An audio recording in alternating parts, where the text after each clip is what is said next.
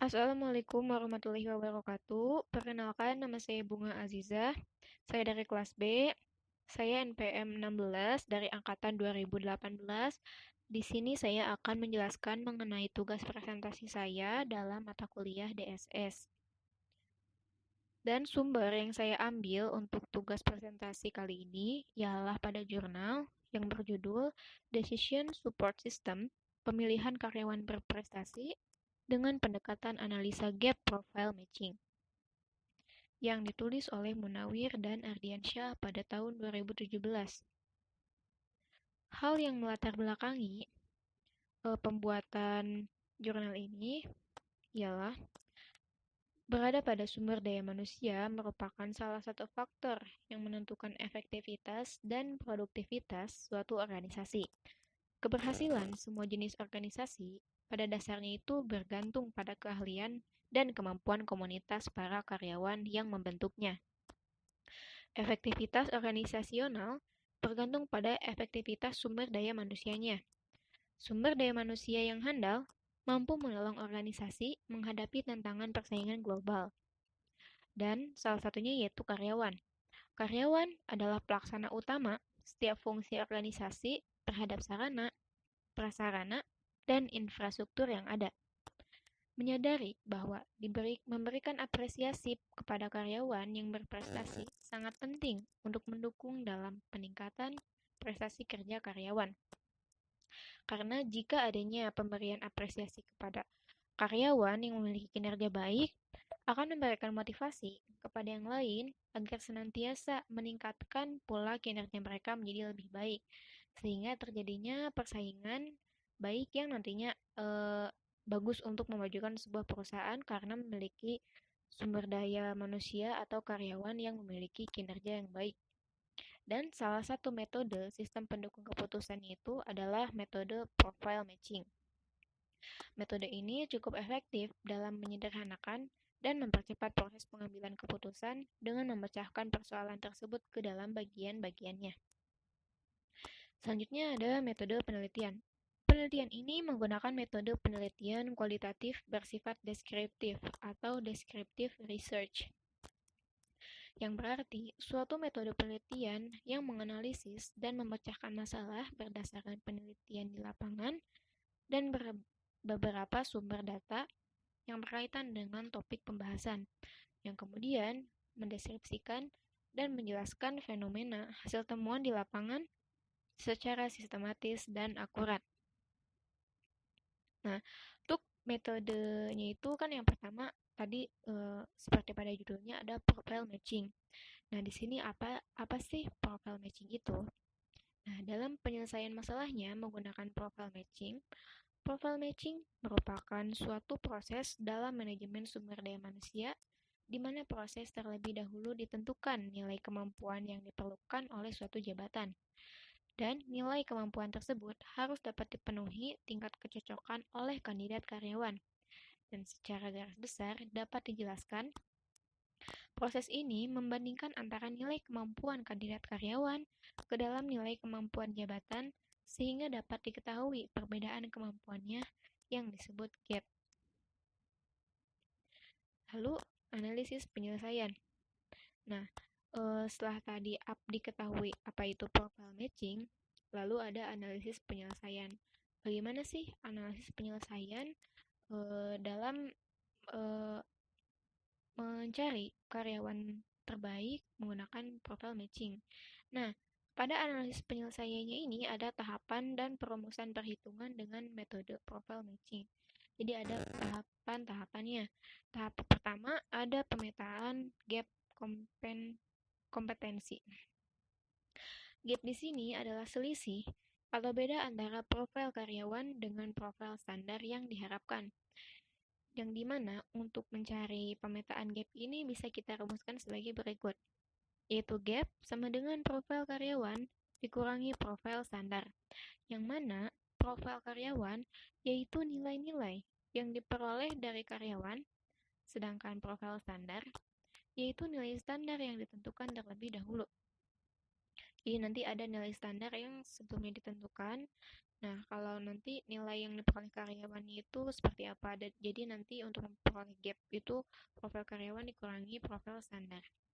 Nah, setelah diperoleh gap pada masing-masing karyawan, setiap profil karyawan diberi bobot nilai dengan patokan. Nah, setelah melewati tadi tahap pemetaan gap kompetensi, kita lanjut ke tahapan selanjutnya, yaitu tahap pembobotan. Pada tahap ini akan ditentukan bobot nilai masing-masing aspek dengan menggunakan bobot nilai yang telah ditentukan bagi masing-masing aspek itu sendiri. Dan dalam penentuan peringkat pada aspek kapasitas intelektual, sikap kerja, dan perilaku untuk karyawan yang sama dengan pada setiap gap diberikan bobot nilai sesuai. Dan pada sebelah kanan merupakan gambar tabel bobot nilai gap yang sudah ditentukan.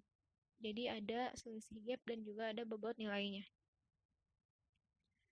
Lalu untuk tahap selanjutnya, setelah tadi dicari dikasih bobot, lalu ada perhitungan dan pengelompokan core dan secondary core. Pengelompok secondary factor. Yang pertama ada core factor atau faktor utama.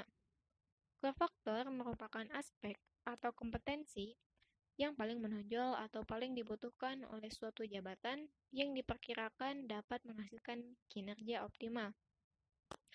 Dan untuk mencari core factor itu sendiri dapat dirumuskan sebagai berikut, yaitu NCF sama dengan sigma NC dibagi sigma IC, yang mana NCF merupakan nilai rata-rata core factor yang ingin kita cari, lalu NC merupakan jumlah total nilai core factor, dan IC merupakan jumlah item core factor. Selain adanya faktor utama atau core factor, ada juga faktor pendukung atau secondary factor. Secondary factor adalah item-item selain aspek yang ada pada core factor. Yang mana untuk mencari secondary factor dirumuskan sebagai berikut. Adalah NSF sama dengan sigma NS dibagi sigma IS, yang mana NSF merupakan nilai rata-rata secondary factor yang ingin kita cari, dan NS merupakan jumlah total nilai secondary factor, dan IS merupakan jumlah item secondary factor.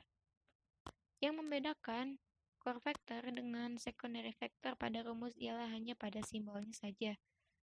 Jika pada core factor ia menggunakan simbol C yang mewakili core factor, sedangkan untuk secondary factor simbolnya digunakan S sebagai untuk mewakili secondary factor.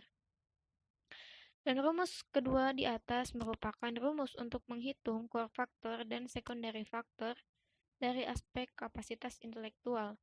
Namun, rumus di atas juga digunakan untuk menghitung core factor dan secondary factor pada aspek sikap kerja dan perilaku. Selanjutnya, ada penilaian nilai total. Setelah tadi dicari nilai core factor dan secondary factornya, dihitunglah nilai totalnya itu seperti apa. Dari perhitungan core factor dan secondary factor dari tiap-tiap aspek, kemudian dihitung nilai total dari tiap-tiap aspek yang diperkirakan berpengaruh pada kinerja tiap-tiap profil.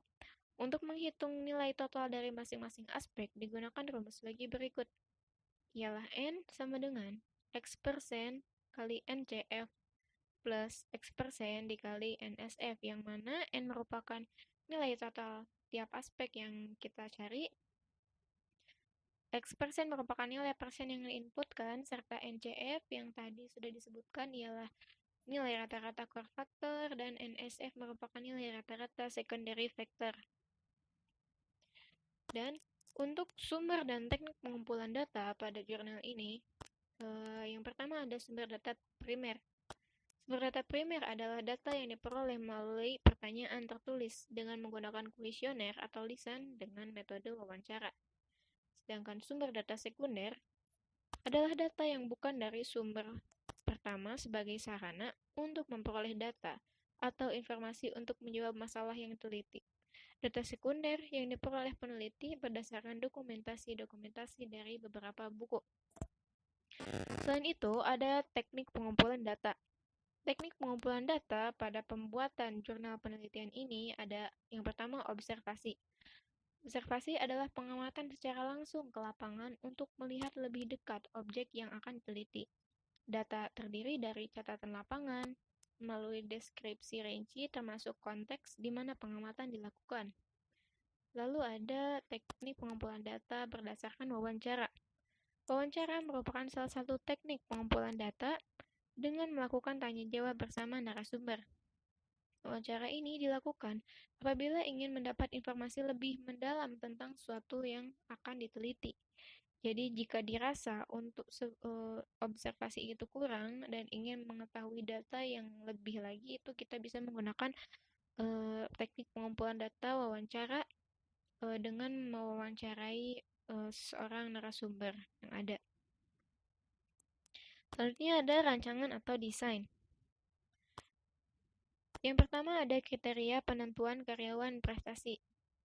Untuk mendapatkan nilai dari karyawan, karyawan yang terpilih tentu harus sesuai dengan kriteria yang sudah ditentukan.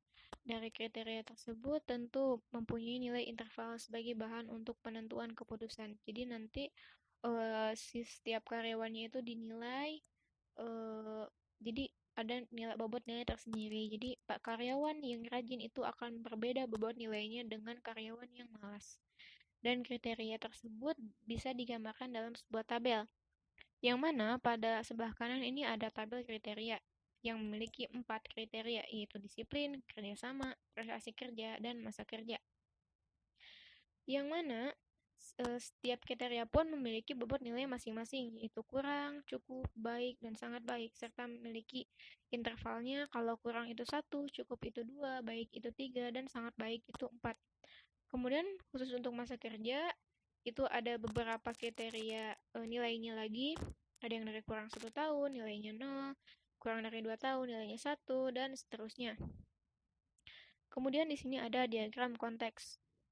Pada diagram konteks ini ditunjukkan bahwa nanti petugas itu menginputkan data karyawan, data nilai, data syarat, data profil standar, nilai NCF dan NSF yang nantinya akan diproses oleh suatu sistem DSS pemilihan karyawan berprestasi yang nantinya dapat mengoutputkan laporan data karyawan atau laporan ranking kepada manajer yang akan melaporkan karyawan mana saja yang berhak untuk mendapatkan bonus atau mana saja karyawan yang berprestasi berdasarkan ranking yang tersedia. Lalu ada data flow diagram. Pada penelitian di jurnal ini masih menggunakan DFD, belum menggunakan UML, dan ini merupakan sebuah gambar data flow diagram terhadap aplikasi yang akan dibentuk. Lalu ada implementasi atau hasilnya. Dari penelitian yang telah dilakukan, setelah melakukan proses identifikasi data, analisis sistem, serta perancangan aplikasi yang akan dibuat, dihasilkan suatu sistem aplikasi pendukung keputusan mengenai pemilihan karyawan berprestasi. Nah, di sini ada gambar aplikasinya. Yang pertama itu ada halaman awal. Halaman awal yang menunjukkan sistem pendukung keputusan SPK Mobile Profile Matching. Lalu yang sebelah kanan ada halaman perhitungan core dan secondary factor. Nah, di sini bisa dilihat ada 4 kriteria tadi, kemudian user memilih nilai profil standar yang ingin dicari, seperti disiplinnya tadi berapa, kerjasamanya berapa, prestasinya berapa, masa kerjanya berapa, yang tadi sudah ada bobot nilainya yang di tabel sebelumnya. Lalu nanti dihitung dan hasilnya akan ada di bawah. Di box bawah akan menampilkan hasil analisa profile matching. Lalu untuk tabel sebelah kiri itu ada halaman nilai total. Jadi di sini misalkan disiplin, kerjasama maupun prestasinya itu sangat baik. Lalu masa kerjanya itu lebih dari 6 tahun. Nah, di bawah itu ada hasil analisanya. Dan ditemukan bahwa individu dengan kecocokan terbesar ialah ada yang bernama individu yaitu IS dengan nilai profile matching terbesar yaitu 4,8. Lalu untuk sebelah kanan itu ada halaman hasil karyawan berprestasi. Nah, halaman hasil karyawan berprestasi merupakan halaman akhir dari perhitungan nilai karyawan dengan kategori nilai, disiplin sangat baik, kerjasama sangat baik, persuasif sangat baik, dan masa kerja lebih dari 6 tahun. Maka didapatkan karyawan-karyawan yang memiliki nilai tertinggi seperti terlihat pada gambar. Yang pada gambar di atas ini yang banyak nama individu ada MJ, IS, AR, WG, JD dengan kriteria-kriteria tertentu serta pilihan dari subkriteria juga nilainya itu seperti apa. Lalu kesimpulannya, proses dari penentuan ranking pemilihan karyawan berprestasi yang dilakukan dengan metode profile matching dimulai dengan pemetaan gap, pembobotan kriteria, kemudian perhitungan dan pengelompokan core dan secondary factor. Perhitungan nilai total dan selanjutnya perhitungan penentuan ranking. Kemudian dengan adanya proses di atas, maka dengan adanya penelitian ini, peneliti merancang aplikasi sistem pendukung keputusan dengan menerapkan aplikasi sistem pendukung keputusan menggunakan metode profile matching untuk memudahkan para pengambil keputusan dalam memilih karyawan berprestasi. Jadi agar nanti hasilnya itu objektif, berdasarkan data yang ada, jadi tidak subjektif. Biasanya kalau misalkan kita berhitung secara manual, akan adanya unsur subjektivitas terhadap menilai seseorang. Namun, jika sudah ada aplikasi sistem pendukung keputusan seperti ini diharapkan dapat memudahkan para pengambil keputusan, manajer, atau petugas bagiannya agar lebih mudah menentukan dalam rankingan karyawan atau dalam penentuan bonus karyawan yang layak untuk dinobatkan sebagai karyawan terbaik. Seperti itu. Lalu yang terakhir, terima kasih. Mohon maaf apabila terdapat banyak kesalahan dan masih banyak kekurangan yang ada. Terima kasih atas perhatiannya. Wabillahi taufiq wal hidayah. Wassalamualaikum warahmatullahi wabarakatuh.